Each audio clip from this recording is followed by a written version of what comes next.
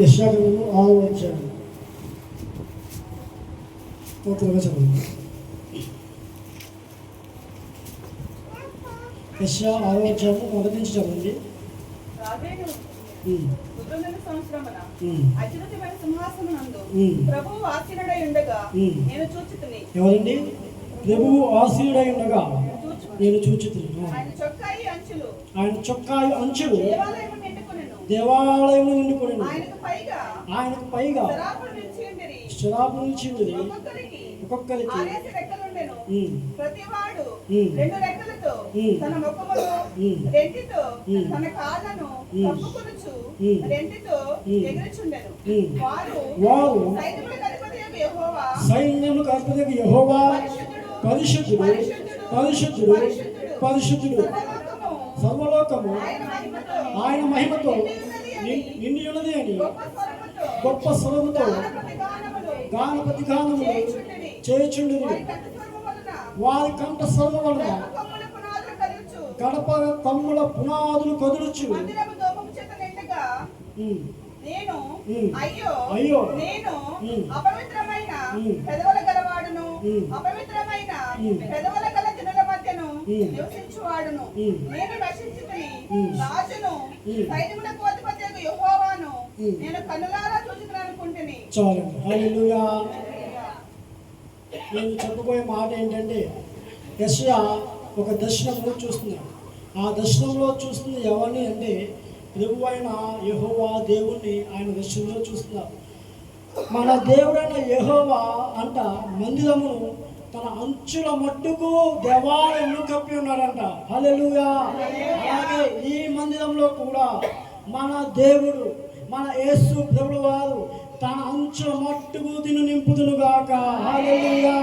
అక్కడ శరాపులు కెరాబులు ఆయనను పరిశుద్ధుడు పరిశుద్ధుడు పరిశుద్ధుడు అని ఆయన స్తుతిస్తూ ఉంటున్నారంట. ఇలా ఈ రోజు కూడా మనము ఆ దేవాది దేవుని యెహోవా దేవుణ్ణి ఏ విధంగా స్తుతించాలో తెలుసా?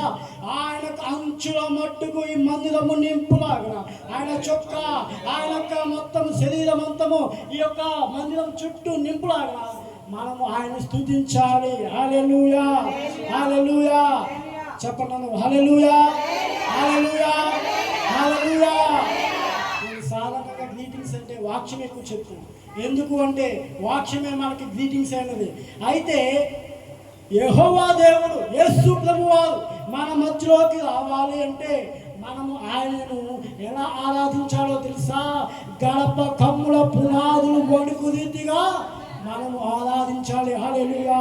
మన కంఠ స్వరముతో మన హృదయముతో మన యేసు ప్రభువారు మొత్తము ఈ వావనము ఈ మందిరాన్ని అంత చుట్టూలాగిన ఆ యొక్క దేవదూతులు ఎలాగైతే ఆయన పరిశుద్ధుడు పరిశుద్ధుడు పరిశుద్ధుడు అని ఎలా అయితే కొనియాడుతున్నాయో మనము కూడా ఈ మందిరంలో అలా చేయాలని నేను ఎంతో ఆశతో ఉన్నాను. అయితే మరొకటి ఇంకో చిన్న విషయం ఏంటంటే ఈ యొక్క దైవజనుల కుటుంబానికి అంతేకాదు కూడి వచ్చిన కుటుంబానికి ఒక మాట నేను చెప్తున్నాను. ఇది దేవుని మందిరమే ఉన్నది. దేవుని మందిరం వల్లనే చూడాలి. ఇది యేసు ప్రభువారి యొక్క నివాసమైనది. యేసు ప్రభువు నివాసం వల్లే చూడాలి. కానీ ఎటువంటి మన పుత్ర కానీ ఇది కానీ చేయకూడదని నేను చెప్తున్నాను. అంటే చేస్తాను కాదు. అయితే మనము దేవుని మందిరంలో చాలా జాగ్రత్తగా ఉండాలి.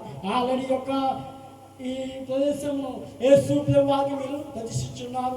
దేవుని మందిరంగా మీరు ప్రతిష్ఠించున్నారు. కాబట్టి ఒకటే ఒక చిన్న మాట, నా యేసు ప్రభు ఇక్కడ కనబడాలి. హల్లెలూయా. మన యేసు ప్రభు వారు ఇక్కడ దిగి రావాలి. ఈ మందిరంలో ప్రతి ఒక్కరిని దేవుడు ఆస్వాదించాలి. ఇక ముందు అందుకే మరి ద్వితీయోపదేశ కాలంలో 4వ అధ్యాయం 7వ వచనంలో కూడా మనము ఒక మాట చూస్తాం. ఏ జనంకు లేని దేవుడు మనకు ఉన్నారు. అటువంటి యేసు ప్రభు వారు ఈ యొక్క మందిరంకు రావాలంటే మీలోనే ఉంది. హల్లెలూయా హల్లెలూయా. మరి ఈ మందిరము ఈ యొక్క నివాసము దేవుడికి ప్రతిష్టమైనందుకు నాకు ఎంతగానో ఆనందంగా ఉంది. ఇక్కడ దేవుడి స్వస్థతలు అద్భుతాలు అంతేకాదు ఈ యొక్క దైవజనులు ఏదైతే కోరుకుంటున్నారో నా యేసు ప్రభువారు రానున్న రోజుల్లో ఈ సంఘానికి ఈ సంఘ కుటుంబానికి ఈ దైవజన కుటుంబానికి నా యేసు ప్రభువారు మెండుగా చేయనుగాక. ఆమేన్. హల్లెలూయా. ఈ మాటలు దేవుడిని గ్రహించుగాక.